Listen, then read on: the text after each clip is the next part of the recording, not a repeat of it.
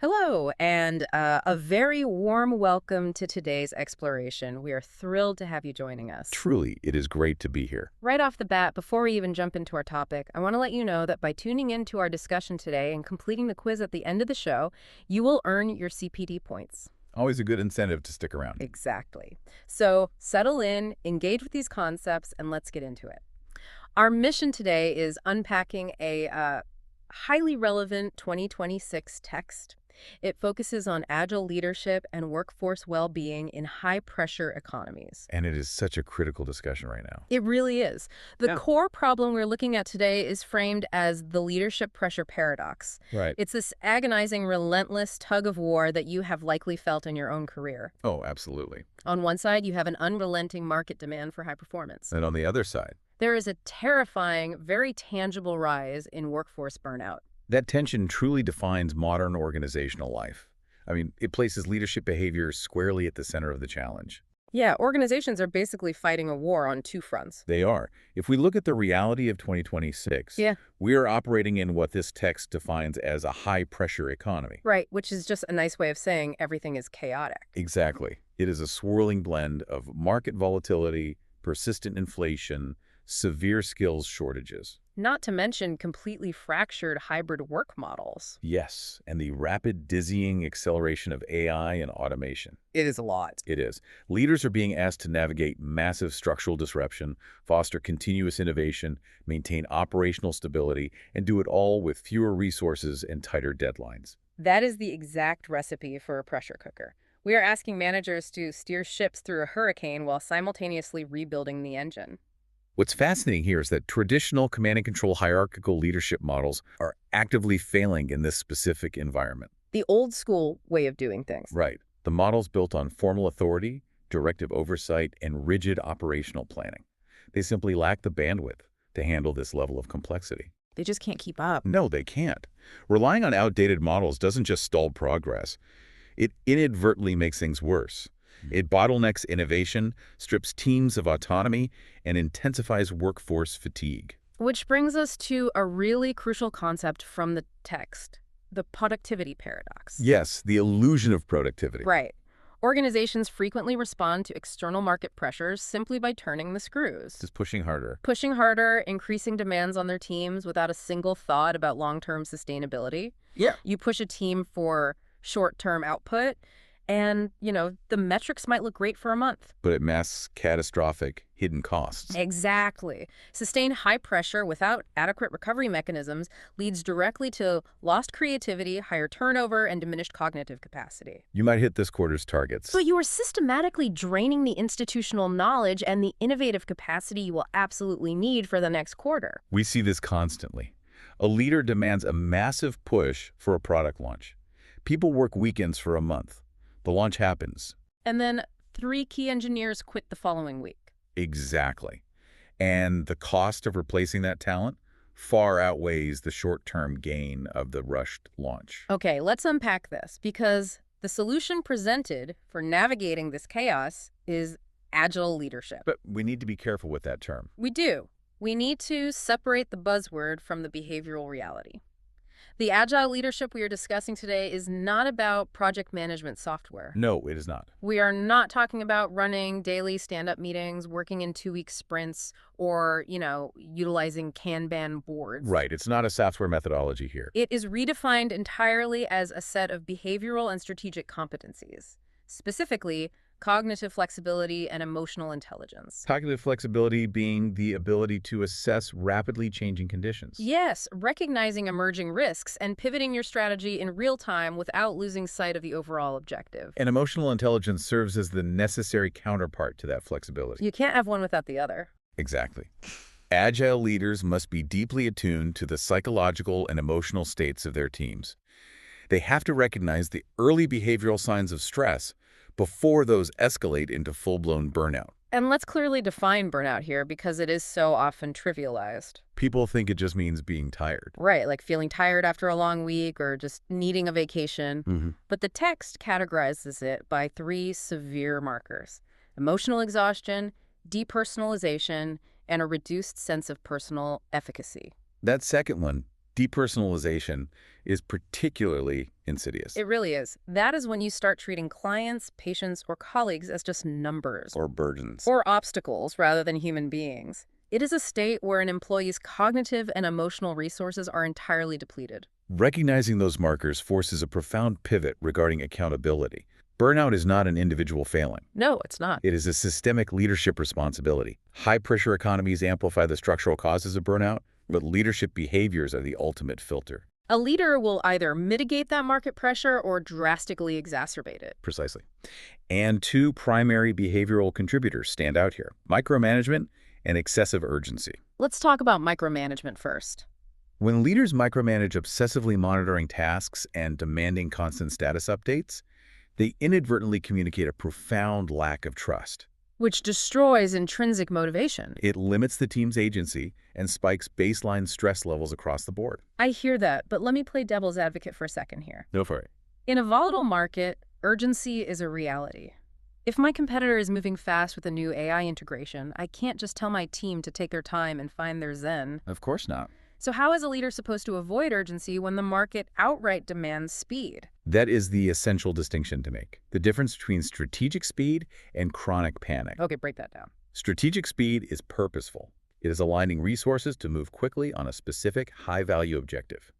Chronic panic or excessive urgency is when everything is treated as a five-alarm fire. When everything is urgent, nothing is. Right. When a high-pressure economy incentivizes speed above all else, urgency becomes the default setting for every single email, meeting, and project. It's exhausting. And organizational psychology research demonstrates that this state of chronic stress actively impairs executive functioning. It creates cognitive overload. So employees end up spending more mental energy constantly recalibrating to shifting priorities than they spend actually executing productive work. Precisely. I want you, the listener, to pause and reflect on your own workplace for a moment. Think about the interventions your organization uses. It's a revealing exercise. Are you relying on reactive wellness programs? Perhaps a stress management workshop or a meditation app subscription. When what your team actually needs are proactive root cause fixes. Exactly. Offering a yoga class does absolutely nothing if the root cause of the distress is a lack of clear communication, completely unbalanced workloads, and relentless micromanagement. Framing burnout as a systemic leadership issue forces an organization away from those reactive band-aids and toward fundamentally human-centered management practices. A cornerstone of those practices is psychological safety. Now, this is another concept that frequently gets diluted in corporate jargon. It does. People misunderstand it. Psychological safety is not about coddling people. It is not about lowering performance standards, avoiding difficult conversations, or removing accountability. So what is it? It is the shared belief that the team is safe for interpersonal risk-taking. That distinction is vital.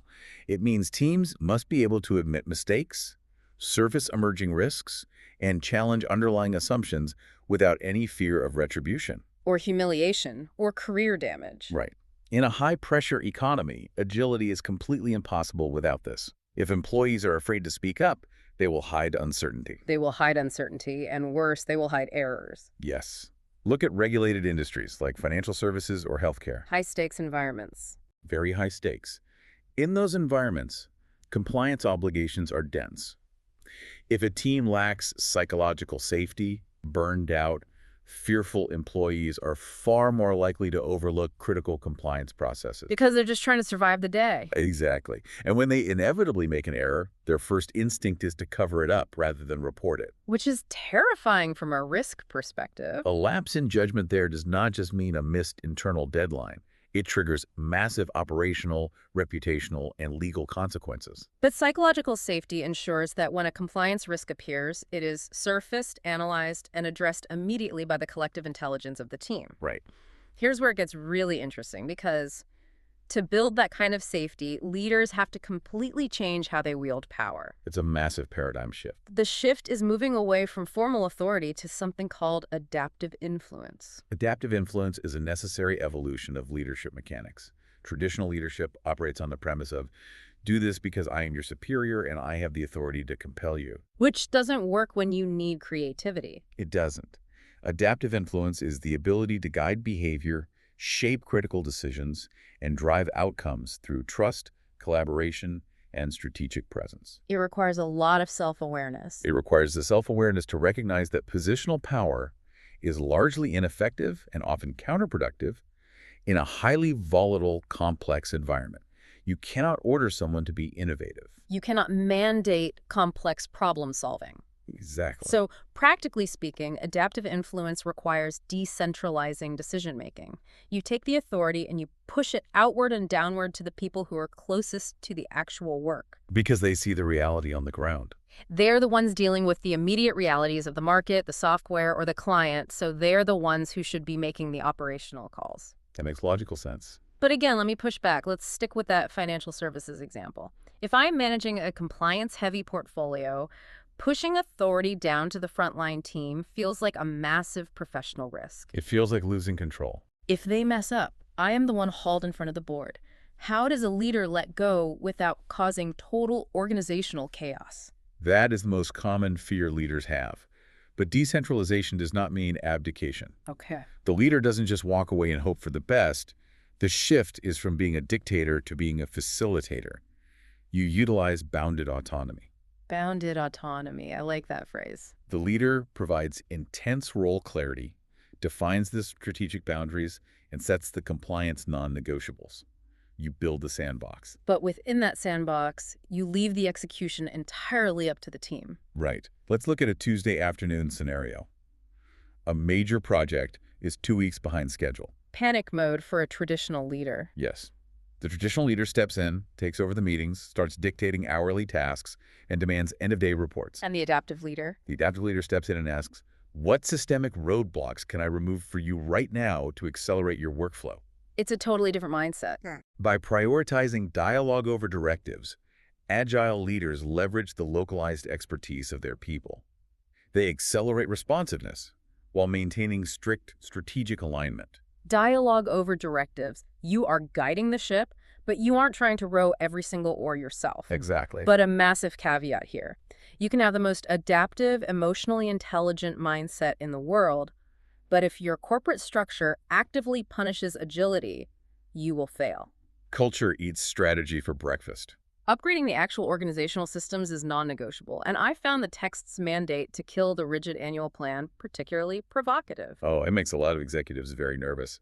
In most legacy corporate environments, abandoning the annual strategic plan is practically heresy. But the argument is incredibly sound. It is. In a high-pressure, rapidly shifting economy, an annual plan is obsolete the moment it is printed. You have to replace those rigid 12-month timelines with continuous iterative planning cycles. Allowing teams to adjust tactics based on real-time market feedback. And changing those planning cycles must happen concurrently with a fundamental structural change. Organizations need to completely overhaul their performance metrics. Because traditional metrics frequently prioritize raw output above all else. How many calls were made? How many features were shipped? How many hours were billed? Which inadvertently rewards overwork, incentivizes cutting corners, and drives the exact burnout we are trying to eradicate. Agile organizations must redesign their tracking systems to account for systemic resilience and process efficiency alongside revenue. So what does that actually look like on a dashboard? We are shifting away from raw output, but what replaces it? You start tracking leading indicators of health and sustainability. You track error rates over time to gauge cognitive fatigue. That makes sense. You measure the number of new innovation initiatives generated by a department. You track levels of cross-functional knowledge sharing. And crucially, you measure adherence to recovery protocols. Wait, measuring recovery, like literally tracking if people are disconnecting from the network. Exactly that. Tracking whether employees are actually utilizing their paid time off, monitoring weekend email traffic, and ensuring mandatory downtime after major project sprints. Wow. When you put recovery on the same executive dashboard as quarterly revenue, it sends an undeniable signal to the entire organization. It proves that human sustainability is treated as a strategic operational priority, not just HR lip service. That is a paradigm-shifting way to view performance. To help leaders implement these behavioral and structural changes, the text offers a highly practical framework known as the 5 Pillars of Sustainable Agile Leadership. These are the daily operational principles that make this work. Let's explore these deeply because this is where the theory hits the pavement. Pillar 1 is clarity over urgency. As we discussed earlier, ambiguity is a massive driver of cognitive load. When strategic priorities are constantly shifting without any explanation or context, stress The skyrockets. Pillar 1 requires leaders to ruthlessly prioritize and set clear, measurable objectives. Think about a scenario where a department's targets are changed mid-quarter. An urgent, reactive leader just sends an email demanding the new numbers. While a clear, agile leader calls a meeting, explains the exact market shift that necessitated the pivot, outlines what old priorities are being dropped to make room for the new ones, and defines what success looks like now, They balance the natural speed of the market with thoughtful planning. ensuring teams focus their limited energy on outcomes that truly matter, rather than guessing what the priority of the day is. That leads directly into Pillar 2, adaptation over rigidity. We talked about replacing the annual plan, but this is deeply cultural. It means fully embracing iterative learning. When market conditions change, you don't panic, you pivot. Practically speaking, this means you have to actively validate the lessons extracted from failures, not just the successful outcomes. Imagine a postmortem meeting on a failed product launch. If the leader spends the hour hunting for a scapegoat, the team will never take another risk. But if the leader frames the meeting as a data-gathering exercise to understand where the assumptions broke down, the team adapts and builds a better product next time. Which is only possible if you embrace Pillar 3, empowerment over control. This is the daily execution of adaptive influence. Leaders must delegate decision-making authority to those closest to the work and provide the necessary resources for them to succeed. While strictly avoiding the temptation to micromanage, the data on this is staggering. Research indicates that teams operating under constant surveillance and tight managerial control suffer up to a 40% drop in complex problem-solving abilities. Fear literally shuts down the creative centers of the brain. True empowerment means rewarding initiative and building a culture of lateral accountability where peers support each other rather than relying on the manager to referee every issue. Next is Pillar 4, recovery over relentless output. This is where we actively fight the productivity paradox. Sustainable long-term performance absolutely depends on protecting your team's cognitive and emotional resources.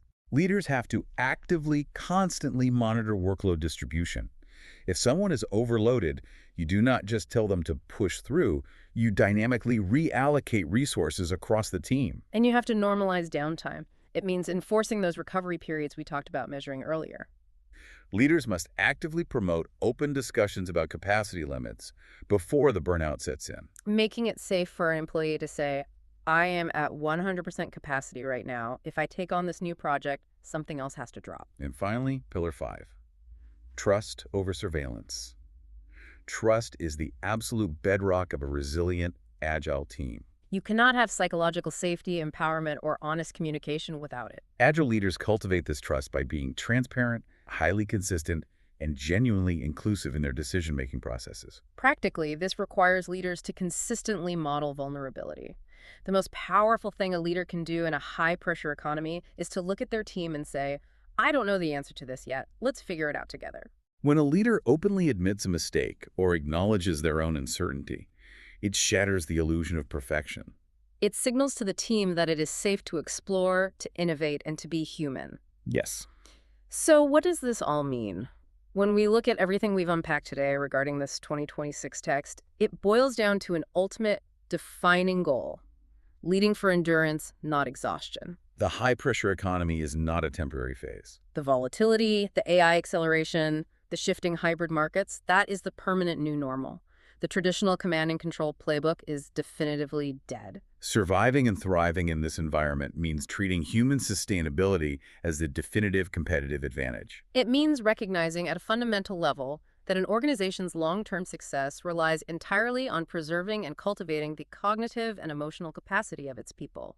If we connect this to the bigger picture, it is fundamentally about aligning operational agility with ethical and systemic responsibility. Agile leadership isn't just about moving fast and breaking things. No, it operates at the critical intersection of organizational objectives, complex regulatory obligations, and workforce well-being. By prioritizing transparency, compliance, and psychological safety right alongside speed, leaders ensure that agility doesn't result in catastrophic ethical lapses. Or hollowed-out, burned-out teams.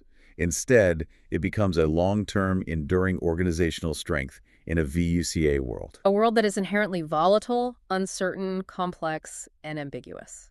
As we wrap up our analysis today, I want to leave you with a final provocative thought to mull over or explore on your own. I love this part. It is a concept that builds on the foundation of adaptive influence we've discussed.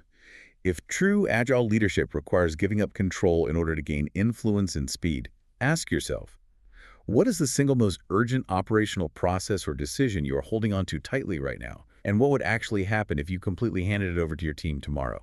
That is a phenomenal question to sit with. Letting go of that control, despite the fear it brings, might just be the most agile, effective leadership decision you can make. It really might be. Thank you so much for joining us for this vital conversation. We hope it has equipped you with a new perspective and practical tools for navigating high-pressure environments sustainably. And as a final reminder, be sure to jump over and take the quiz on today's concepts so you can secure those CPD points. Until next time, take care, lead with empathy, and keep learning.